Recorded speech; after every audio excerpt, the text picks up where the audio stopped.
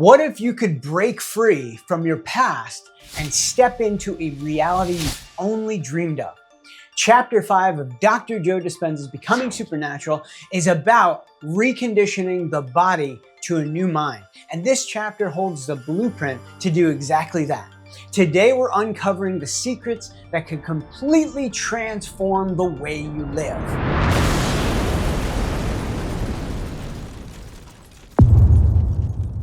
Sometimes we get stuck, trapped by old habits, emotions, and stories. Maybe you've tried to make changes, but it feels like you're running in circles. Chapter 5 reveals why. You can't create a new future while your body and mind are anchored to the past. This video will break down these life-changing insights with real-world examples and practical steps to help you apply them today. Stick around because by the end, you'll have all the tools you need to unlock your own supernatural potential and step into a completely new version of yourself.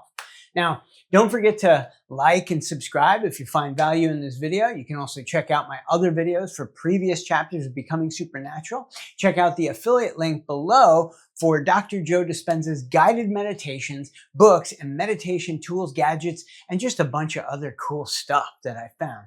Also, chapter markers down below if you want to skip ahead or go back. And please keep in mind, this is part 1 of chapter 5 of Becoming Supernatural. Let's get into this. Dr. Dispenza emphasizes the importance of elevated emotions like gratitude, inspiration, creativity, love, joy, freedom, and bliss. These emotions create positive change. Why? Because emotions are energy. Trying to move forward while carrying excess negative emotion is just like being stuck in quicksand. That's what happens when you live in the lower emotional states like fear and stress. We're not designed to live in these survival states of fear and stress for long periods of time. So in every day, there's just more and more stress. It programs your brain and your body to think that's who we are, but it's not who we are. Here's an example. Think about waking up in the morning. If you immediately stress about your day, you're setting a low energy tone that's going to ripple through everything that you do. Now imagine starting your day by visualizing something you're grateful for. A family member, a goal you've achieved or are looking to achieve, or even just the sun shining. You can use whatever you've got that's good in your life. That gratitude elevates your energy, creating a ripple effect of positive momentum. Here's a practical tip. Start with a 2-minute gratitude exercise every morning. Write down one thing that you're deeply grateful for, and then sit with that feeling until it fills your whole body. And a pro tip on this one is when you're writing down what you're grateful for, don't hesitate to write down things that you don't have yet. This is so important. We are creating a new future in this practice, not limiting ourselves to the old results of the past. If you want to create something new, you have to learn to dream bigger. I want to emphasize that Becoming Supernatural is about creating a new reality and a new future. And if we look at what we've done in the past, we are going to limit ourselves. And that's not what we're doing here. We want to let our creativity guide us to more than we ever thought possible, because that's where we start to find unlimited potential.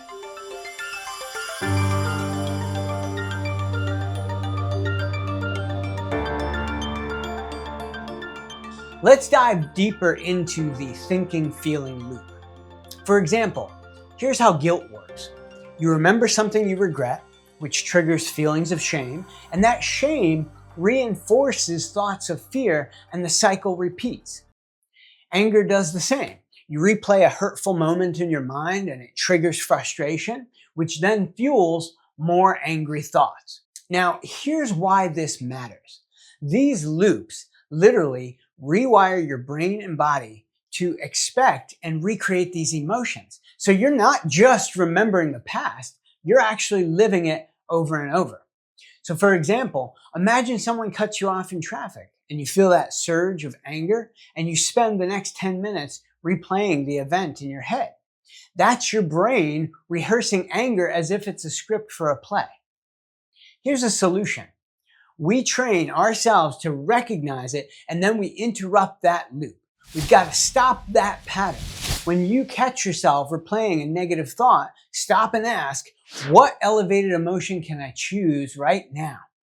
Replacing frustration with gratitude or anger with compassion rewires your brain for new patterns. It's difficult to learn, but it is so worth it. Meditation is one of the most powerful tools for transformation because it takes you out of your conscious mind, the part that replays those negative loops, and taps into your subconscious where change happens. For example, in chapter 5, Dr. Dispenza describes using meditation to quiet the analytical mind and enter the quantum field, which is a space where you no longer are defined by your past. Think of it as stepping into a blank canvas where you can paint the future you want. Now, here's a practical tip for this one. Try this simple meditation. Close your eyes, just focus on your breath, and imagine yourself in a future moment where your biggest dream has already come true. Feel it, see it, live it. Imagine yourself as complete and exactly the way you see yourself as the best version you could ever imagine.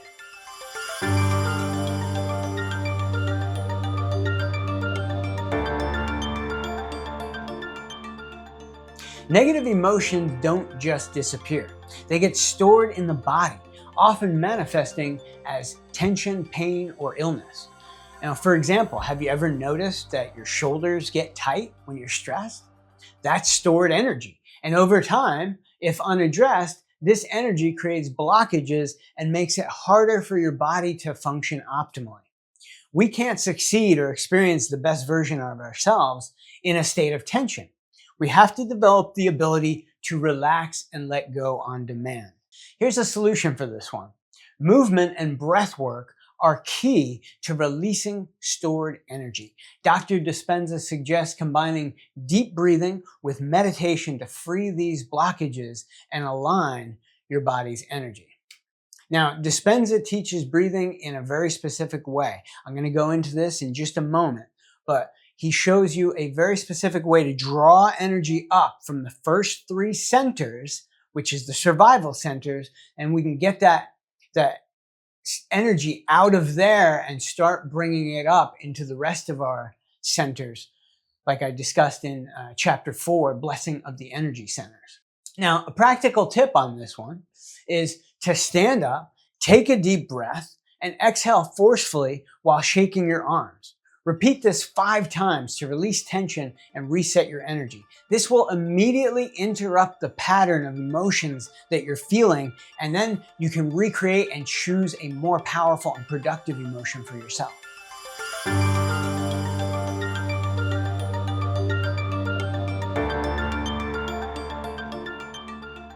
Your body is a magnet in the electromagnetic field. Every thought and emotion you generate sends out a signal that attracts a similar energy. So for example, if you constantly think, I'm not good enough, your body radiates that energy and attracts situations that confirm it. But if you shift your focus to, I am capable and worthy, you send a signal that draws empowering opportunities. Here's a practical tip for this one. Throughout your day, consciously repeat a positive affirmation. For instance, I am attracting opportunities that align with my highest self, or positive and powerful things are happening to me today in my health, wealth, love, and success.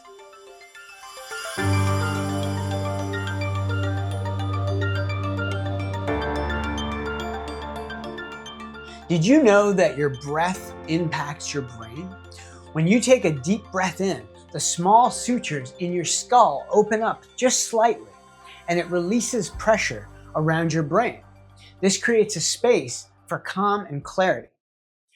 Think of it as opening a window in a stuffy room. That rush of fresh air instantly changes the environment.